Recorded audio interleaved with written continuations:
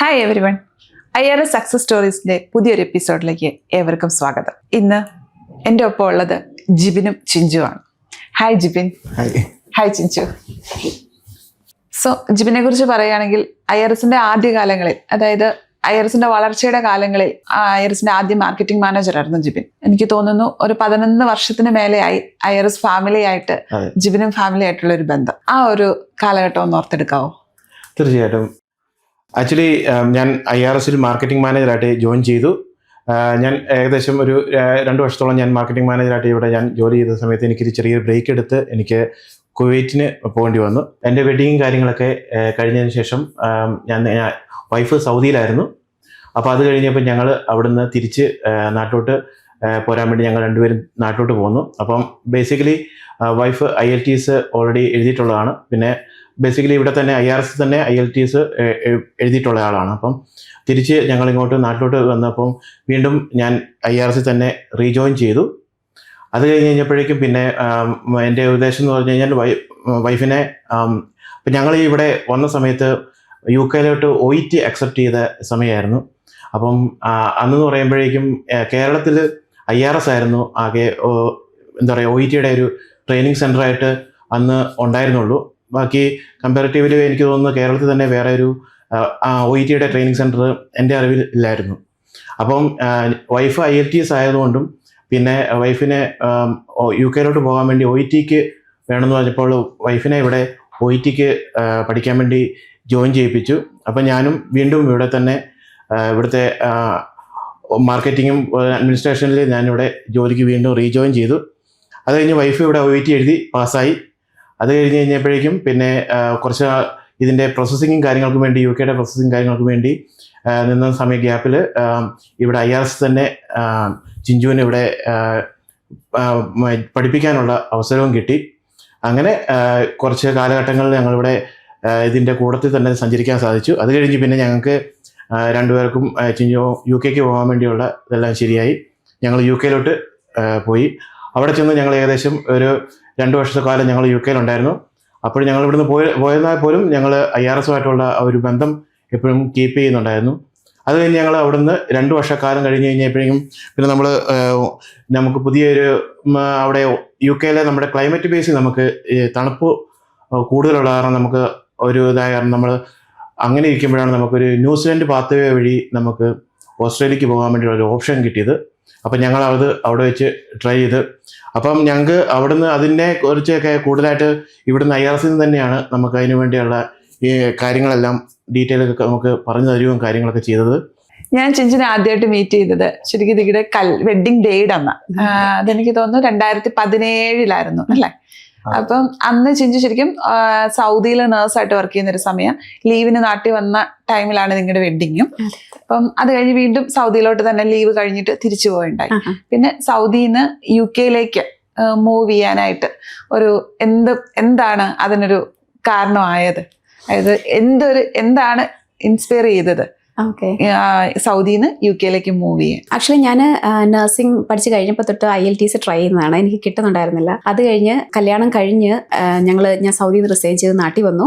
2017 last നാട്ടിൽ വന്നു. അത് 2018 സ്റ്റാർട്ടിങ്ങിൽ ജിബിൻ പറഞ്ഞ് ഞാൻ ഇവിടെ IRSൽ ജോയിൻ ചെയ്തു OET പഠിക്കാനായിട്ട്. OET പഠിച്ച് ഫസ്റ്റ് അറ്റംപ്റ്റിൽ തന്നെ എനിക്ക് ക്ലിയർ ചെയ്യാൻ പറ്റി. പിന്നെ ആ സമയത്ത് എൻ്റെ പ്രോസസ്സിങ് കുറച്ച് ഡിലേ ആയി, കാരണം കോവിഡിൻ്റെ സമയമായിരുന്നു അത്. അപ്പോൾ അതുകൊണ്ട് ആ സമയത്ത് ഞാനിവിടെ OET ട്രെയിനറായിട്ട് ഇവിടെ ജോയിൻ ചെയ്ത് ഇവിടെ ഏകദേശം 2 വർഷത്തോളം ഇവിടെ OET ട്രെയിനറായിട്ട് വർക്ക് ചെയ്യാൻ പറ്റി. അത് കഴിഞ്ഞാണ് UK പോകുന്നത്. അപ്പം UK പോകാനുള്ള കാരണം എന്നാന്ന് ചോദിച്ചിട്ടുണ്ടെങ്കിൽ, എനിക്ക് എപ്പോഴും ഏതെങ്കിലും ഒരു യൂറോപ്യൻ കൺട്രിയിൽ വർക്ക് ചെയ്യണമെന്ന് ഭയങ്കര ആഗ്രഹമായിരുന്നു. ഫാമിലി ആയിട്ട് സെറ്റിൽ ആവാനും എപ്പോഴും നല്ലത് ഏതെങ്കിലും ഒരു യൂറോപ്യൻ കൺട്രിയാണ്, ഗൾഫ് കൺട്രിയെക്കാളും. അപ്പോൾ അതുകൊണ്ടാണ് മെയിനായിട്ട് ഞാൻ UK മൂവ് ചെയ്യാനായിട്ട് അന്ന് തീരുമാനിച്ചത്. പിന്നെ ആ സമയത്ത് UK റിക്രൂട്ട്മെന്റ് ഒക്കെ OET അക്സെപ്റ്റ് ചെയ്ത് അങ്ങോട്ടുള്ള റിക്രൂട്ട്മെന്റ് ഭയങ്കര നന്നായിട്ട് നടക്കുന്ന ഒരു സമയമായിരുന്നു. അപ്പോൾ അതുകൊണ്ട് ആണ് മെയിനായിട്ട് അവിടുന്ന് റിസൈൻ ചെയ്ത് UK പോകാനായിട്ട് ഉണ്ടായത്. ചിഞ്ചു ഓൾറെഡി പറയുണ്ടായി, സൗദിയിൽ വർക്ക് ചെയ്തിരുന്ന സമയത്ത്, അല്ല അതിനു മുമ്പ് നഴ്സിംഗ് പഠിച്ചുകൊണ്ടിരുന്ന സമയത്ത് തന്നെ മനസ്സിൽ വലിയൊരു ആഗ്രഹമായിരുന്നു ഒരു യൂറോപ്യൻ കൺട്രി നഴ്സായിട്ട് വർക്ക് ചെയ്യുക എന്നുള്ളത്. ഇപ്പം 2019 തോന്നുന്നു UK ഫാമിലി ആയിട്ട് തന്നെ മൂവ് ചെയ്യുന്നത്.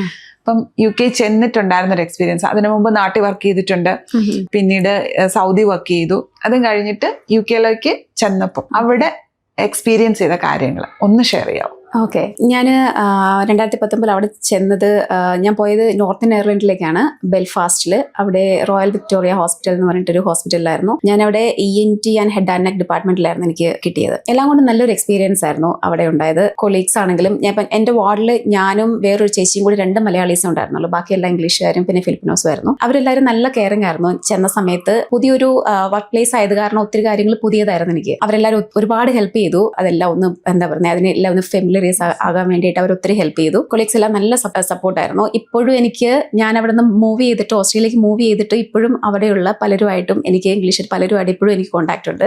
ഞാൻ ഓർക്കുന്നുണ്ട് ജിബിന് ജിബിന് ഒരുപാട് ആഗ്രഹിച്ചിട്ടുണ്ട് യൂറോപ്പിൽ വർക്ക് ചെയ്യാനായിട്ട്. ഇപ്പം കുവൈറ്റിൽ നിന്ന് തിരിച്ചു വന്നതിന് ശേഷമാണ് UK മൂവ് ചെയ്യുന്നത്. അപ്പൊ എങ്ങനെ ഉണ്ടായിരുന്നു ആ ലൈഫ് എക്സ്പീരിയൻസ്? ആക്ച്വലി UK എന്ന് പറഞ്ഞു കഴിഞ്ഞാൽ നമ്മുടെ യൂറോപ്യൻ കൺട്രി നമ്മുടെ ഒരു ഈ പറഞ്ഞ പോലെ ഒരു ഡ്രീം കൺട്രി ആയിരുന്നു. അപ്പം അവിടെ മെയിൻ കാര്യം എന്ന് പറഞ്ഞു കഴിഞ്ഞാൽ ഞങ്ങൾ രണ്ട് സ്ഥലത്തായിരുന്നു. ഗൾഫ് കൺട്രീസിലാണെങ്കിൽ ഞാൻ കുവൈറ്റിലും ചിഞ്ചു ആണെങ്കിൽ സൗദിയിലുമായിരുന്നു. അപ്പോൾ ഞങ്ങളുടെ മെയിൻ ആയിട്ടുള്ള കാര്യം എന്ന് പറഞ്ഞാൽ ഞങ്ങൾക്ക് ഒന്നിച്ച് ഒരു യൂറോപ്യൻ കൺട്രിയിലാണെങ്കിൽ ഒന്നിച്ച് ജീവിക്കാൻ പറ്റുമെന്നുള്ളൊരു പ്ലസ് പോയിന്റ് അവിടെ ഉണ്ടായിരുന്നു. അത് ഞങ്ങൾക്ക് ഏറ്റവും ഒരു അഡ്വാൻറ്റേജ് ആയിട്ടുള്ള കാര്യമായിരുന്നു. അത് കഴിഞ്ഞ് കഴിഞ്ഞാൽ പിന്നെ എനിക്ക് അവിടെ ഫുൾ ടൈം ജോലി ചെയ്യാൻ സാധിക്കും. മക്കളും കൂടെ ഉള്ളപ്പോൾ നമുക്ക് ഒരാൾ ജോലി ചെയ്യുമ്പോൾ കുട്ടികളെ നോക്കിക്കൊണ്ടിരിക്കുമ്പം അടുത്തയാൾ ജോലിക്ക് പോകുമ്പം ജോലി കഴിഞ്ഞ് വരുമ്പോഴേക്കും അടുത്തയാൾക്ക് ജോലിക്ക് പോകാം. അങ്ങനെയാണ് നോർമലി യൂറോപ്യൻ കൺട്രീസിലെ എല്ലാ ഫാമിലീസും എൻ്റെ അറിവിൽ പോയിക്കൊണ്ടിരിക്കുന്നത്. പിന്നെ എന്ന് പറഞ്ഞു കഴിഞ്ഞാൽ നമുക്കവിടെ ഞങ്ങൾ പറഞ്ഞ പോലെ കോവിഡിൻ്റെ സമയത്താണ് ഞങ്ങൾ അവിടെ ചെല്ലുന്നത്. അപ്പോൾ അതിൻ്റെതായ കുറച്ച് ബുദ്ധിമുട്ടുകളും റെസ്ട്രിക്ഷൻസുകളും ഉണ്ടായിരുന്നു. പക്ഷേ അതെല്ലാം കോവിഡ് എല്ലാം മാറിക്കഴിഞ്ഞ് കഴിഞ്ഞാലും ഞാൻ അവിടെ ചെന്ന സമയത്ത് നമുക്ക് ഞാൻ ബേസിക്കലി പഠിച്ച ഫീൽഡ് അല്ലായിരുന്നു നമുക്ക് അവിടെ ജോലിക്കുള്ളത്. ഞാനവിടെ കെയർ ഹോമിലാണ്, അവിടെ ഈ പ്രായമായ ആൾക്കാരെ നോക്കുന്ന ഹോമിൽ കെയർ അസിസ്റ്റൻ്റ് ആയിട്ട് ഞാനവിടെ ഇൻ്റർവ്യൂക്ക് അറ്റൻഡ് ചെയ്തു. എനിക്ക് അവിടെ ഒരു ഹോമിൽ ജോലി കിട്ടി. അങ്ങനെ അവിടെ ജോലിയും കാര്യങ്ങളും, പിന്നെ അവിടെ മൊത്തത്തിൽ നല്ലൊരു എല്ലാവിധ ഫെസിലിറ്റീസും, പിന്നെ ആൾക്കാരാണെങ്കിലും നമ്മുടെ മലയാളികളും ഒത്തിരി ആൾക്കാരുള്ള സ്ഥലമായിരുന്നു. ഞങ്ങൾ actually basically northern Ireland Belfast എന്ന് പറയുന്ന സ്ഥലത്താണ് ഞങ്ങൾ താമസിച്ചുകൊണ്ടിരുന്നത്. അപ്പോൾ വളരെ നല്ലൊരു എന്താ പറയുക, നമുക്ക് ഒരു മനസ്സിന് ഇണങ്ങിയ ഒരു സ്ഥലമായിരുന്നു ഈ പറഞ്ഞ നമ്മുടെ UK ലൈഫ്. ഓക്കെ, അപ്പം 2 വർഷം UK ഒരു ലൈഫ്, അതിനുശേഷം ഇപ്പം നിങ്ങൾ ഓസ്ട്രേലിയ സെറ്റിൽഡ് ആയിട്ടിരിക്കുക. അപ്പം ആ ഒരു എന്താണ് ഓസ്ട്രേലിയയിലേക്ക് മൂവ് ചെയ്യാൻ കാരണമായത്? അങ്ങോട്ട് മൂവ് ചെയ്തിട്ട് ഇപ്പം അതിനെ ഒന്ന് കമ്പയർ ചെയ്ത് പറയാമോ? അപ്പം പറഞ്ഞ പോലെ ഞങ്ങൾക്ക് 2 പേർക്കും UK ആ ഒരു ലൈഫ് 2 വർഷം അവിടെ ജോലി ചെയ്തു. അത് ഒത്തിരി പ്രിയപ്പെട്ടതാണ്. എന്നിരുന്നാൽ പോലും ഞങ്ങൾ ഇങ്ങനെ എന്താ പറയുക, കുറച്ചുനാൾ അവിടെ നിന്ന് കഴിഞ്ഞപ്പം ഒരു ചേഞ്ചിന് വേണ്ടിയിട്ട്, ഒരു കരിയർ പ്രോഗ്രഷന് വേണ്ടി ഞങ്ങൾ ഇങ്ങനെ ചിന്തിച്ചപ്പോഴും ഓസ്ട്രേലിയയിലേക്ക് ഓപ്പർച്യൂണിറ്റീസ് ഉണ്ടെന്ന് ഇങ്ങനെ ഒരുപാട് പേര് ഇങ്ങനെ പറഞ്ഞു. അപ്പം അതിനെക്കുറിച്ച് അന്വേഷിച്ച് കഴിഞ്ഞപ്പോൾ ന്യൂസിലൻഡ് പാത്വേ വഴി നമുക്ക് ഓസ്ട്രേലിയൻ രജിസ്ട്രേഷൻ ഈസി ആയിട്ട് എടുക്കാം, വേറെ ടെസ്റ്റുകളോ എക്സാമോ വേറെ ഒന്നും എഴുതേണ്ട ആവശ്യമില്ല എന്നിങ്ങനെ കേട്ട് കഴിഞ്ഞപ്പോൾ ഞങ്ങൾ അത് ഒന്ന് ട്രൈ ചെയ്തു. അങ്ങനെ ഞങ്ങൾക്ക് ഓസ്ട്രേലിയ രജിസ്ട്രേഷൻ കിട്ടി. അത് കഴിഞ്ഞ് അവിടെ ഒരു ഹോസ്പിറ്റലിൽ ഇന്റർവ്യൂ കൊടുത്തു. അത് തന്നെ എനിക്ക് ആദ്യം ന്യൂസിലാൻഡിന്റെ രജിസ്ട്രേഷൻ എടുത്തതിന് ശേഷം ആ രജിസ്ട്രേഷൻ ന്യൂസിലാൻഡ് രജിസ്ട്രേഷൻ ഓസ്ട്രേലിയൻ രജിസ്ട്രേഷനിലോട്ട് കൺവേർട്ട് ചെയ്തിട്ട് അങ്ങനെ ഞങ്ങൾക്ക് ഓസ്ട്രേലിയൻ രജിസ്ട്രേഷൻ കിട്ടി. അങ്ങനെ പിന്നെ അത് കഴിഞ്ഞ് കഴിഞ്ഞപ്പോൾ പിന്നെ നമ്മൾ അവിടുന്ന് വിസയ്ക്ക് വേണ്ടി നമ്മൾ അപ്ലൈ ചെയ്യണമായിരുന്നു. അപ്പം നമുക്ക് ഇഷ്ടമുള്ള ഓസ്ട്രേലിയ എന്ന് പറഞ്ഞു കഴിഞ്ഞാൽ എനിക്ക് തോന്നുന്നത് UK ഒരു ഇരട്ടിയുണ്ട് ആ രാജ്യം.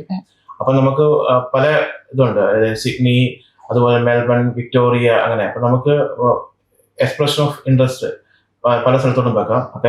അപ്പൊ ഞങ്ങളത് വെച്ച് കഴിഞ്ഞപ്പോഴേക്കും ഞങ്ങൾക്ക് വിക്ടോറിയയിലോട്ടുള്ളത് നമുക്ക് കിട്ടി. അങ്ങനെ ഞങ്ങൾ ആ ഏരിയയിലുള്ള ഹോസ്പിറ്റലിൽ ഇന്റർവ്യൂ അറ്റൻഡ് ചെയ്ത് അങ്ങനെ ഞങ്ങൾ സെലക്ട് ആയിട്ട് ഞങ്ങൾ അങ്ങോട്ട് ഓസ്ട്രേലിയയിലോട്ട് മൂവ് ചെയ്യാൻ. 491 വിസ ആയിരുന്നു ഞങ്ങൾ അപ്ലൈ ചെയ്തത്. അത് എന്ന് പറയുന്നത് ഒരു 5 വർഷത്തെ ഒരു വിസയാണ്. അത് 1 വർഷത്തിനുള്ളിൽ നമ്മളവിടെ ചെന്ന് ജോലി തുടങ്ങണം. പക്ഷേ അതിനകത്തൊരു കണ്ടീഷൻ ഉള്ളതെന്ന് പറഞ്ഞാൽ റീജിയണൽ ഏരിയയിൽ 3 വർഷം വർക്ക് ചെയ്യണം എന്നുള്ളൊരു കണ്ടീഷൻ ഉണ്ട്. അത് കഴിഞ്ഞേ നമുക്ക് PR കിട്ടത്തുള്ളൂ. പക്ഷെ PR-നുള്ള ആനുകൂല്യങ്ങളെല്ലാം ഈ വിസയ്ക്ക് ഉണ്ടെങ്കിൽ പോലും ശരിക്കും PR കിട്ടുന്നത് 3 വർഷം റീജിയണൽ ഏരിയയിൽ വർക്ക് ചെയ്യണം എന്നൊരു കണ്ടീഷൻ അതിലുണ്ട്. അത് ചെയ്താൽ മാത്രമേ ഉള്ളൂ നമുക്ക് അവിടെ PR കിട്ടത്തുള്ളൂ. അപ്പം ഞങ്ങൾ അതുകൊണ്ട് മെൽബണിനടുത്തുള്ള ഒരു 2 മണിക്കൂർ മാറിയിട്ട് ഷെപ്പേർട്ടൺ എന്ന് പറഞ്ഞിട്ടൊരു സ്ഥലത്താണ് ഇപ്പോൾ ഉള്ളത്. അത് റീജിയണൽ ഏരിയ ആണ്. അപ്പൊ അവിടെ ഇപ്പം 1.5 വർഷമായി. ഇനി 1.5 വർഷം കൂടെ കഴിഞ്ഞു. 491 വിസ എന്ന് പറഞ്ഞു കഴിഞ്ഞാൽ ഓട്ടോമാറ്റിക് PR-ന് തുല്യമായിട്ടുള്ള വിസയാണ്. ഓക്കെ. പക്ഷെ അത് 3 വർഷം കഴിഞ്ഞ് കഴിഞ്ഞാലോ നമുക്ക് ഓട്ടോമാറ്റിക്കലി ആ വിസ ആവുള്ളൂ. അപ്പൊ നമ്മള് 3 വർഷം കഴിഞ്ഞ് കഴിയുമ്പോഴേക്കും നമ്മള് റീജിയണൽ ഏരിയയിൽ താമസിച്ചതിന്റെയും അങ്ങനെ കുറച്ച് ഡോക്യുമെന്റുകളോട് നമ്മൾ അവിടുത്തെ ഗവൺമെന്റ് സബ്മിറ്റ് ചെയ്ത് കഴിഞ്ഞ് കഴിഞ്ഞാല് നമുക്ക് പി ആർ ഓട്ടോമാറ്റിക്കലി ആവും. അപ്പൊ ഇത് നമുക്ക് കിട്ടിയിരിക്കുന്നത് കഴിഞ്ഞാൽ ഗവൺമെന്റ് വിസയാണ് നമുക്ക് കിട്ടിയിരിക്കുന്നത്. അപ്പൊ നമുക്ക് വിക്ടോറിയയിലുള്ള റീജിയണൽ ഏരിയയിൽ എവിടെ വേണമെങ്കിലും നമുക്ക് ജോലി ചെയ്യാൻ പറ്റും. ഇനി പി ആർ ആയി കഴിഞ്ഞു കഴിഞ്ഞാൽ നമുക്ക് വേണമെങ്കിൽ വേറെ നമുക്ക് ഇഷ്ടമുള്ള സ്ഥലത്തേക്ക് വേണം മൂവ് ചെയ്യാം, അങ്ങോട്ട് വേണമെങ്കിൽ വേറെ കണ്ടീഷൻസ് ഒന്നും പിന്നെ അത് കഴിഞ്ഞില്ല.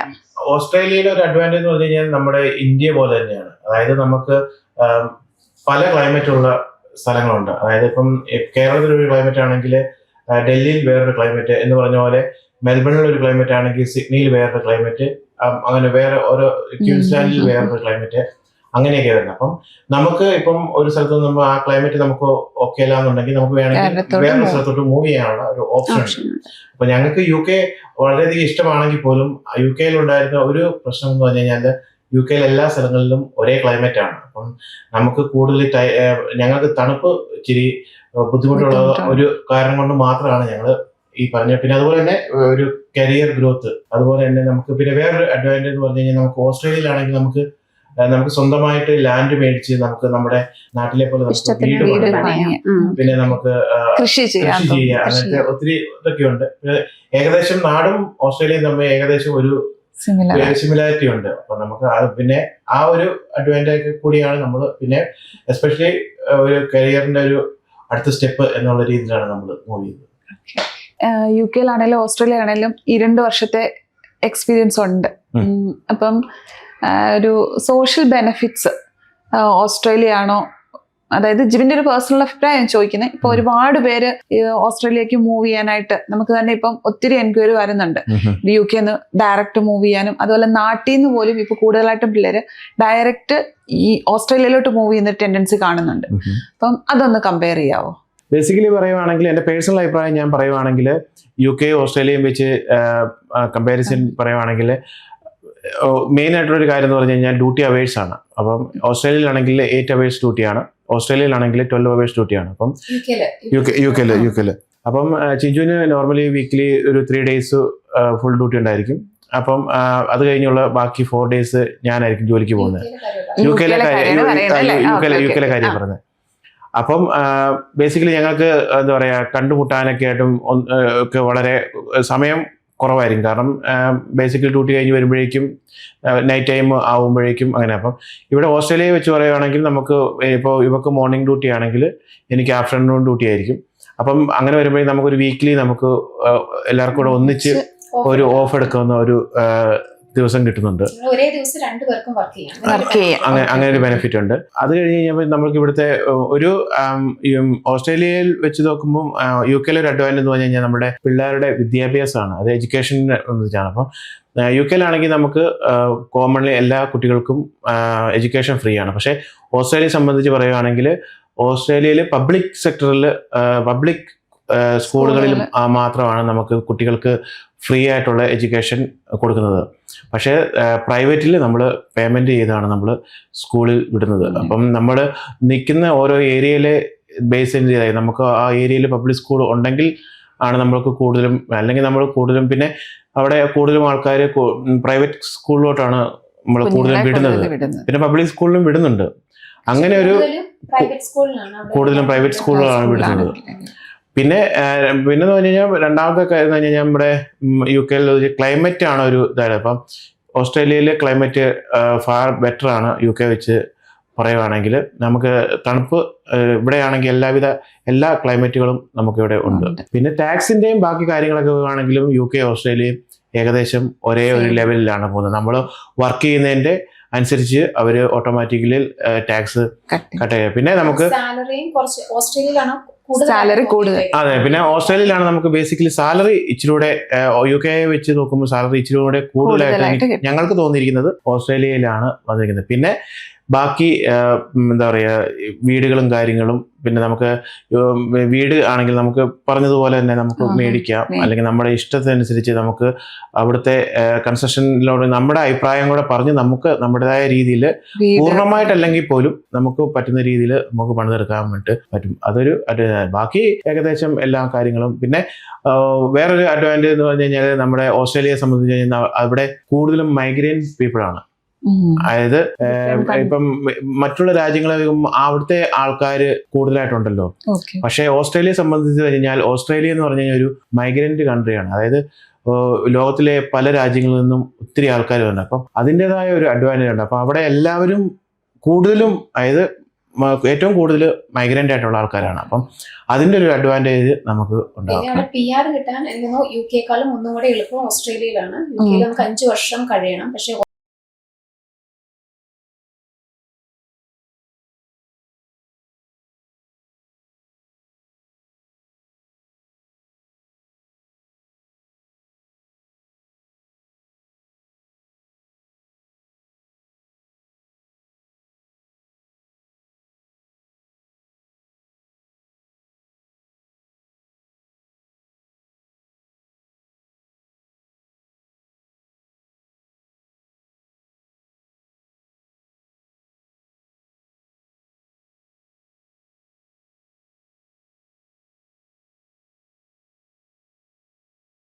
വർക്ക് ചെയ്യണം എന്നൊക്കെ. പക്ഷെ ഒരു ഭയങ്കര കൺഫ്യൂസ്ഡ് ആണ്. അതുപോലെ ലാക്ക് ഓഫ് കോൺഫിഡൻസ് ആണ് കൂടുതലായിട്ടും കണ്ടുവരുന്നത്. അതോടൊപ്പം തന്നെ മിസ്ഗൈഡ് ചെയ്യപ്പെടുന്നുണ്ട് ഒത്തിരി. അപ്പം അങ്ങനെയുള്ള നഴ്സസിനോട് ഇപ്പൊ ചിഞ്ചുനാകുമ്പോൾ അത് കറക്റ്റായിട്ട് അവരൊന്ന് ഗൈഡ് ചെയ്യാൻ പറ്റും. അതായത് മിഡിൽ ഈസ്റ്റിലുള്ള എക്സ്പീരിയൻസ് ഉണ്ട്, UK-ലെ എക്സ്പീരിയൻസ് ഉണ്ട്, ഇപ്പോൾ ഓസ്ട്രേലിയയിലെ എക്സ്പീരിയൻസ് ഉണ്ട്.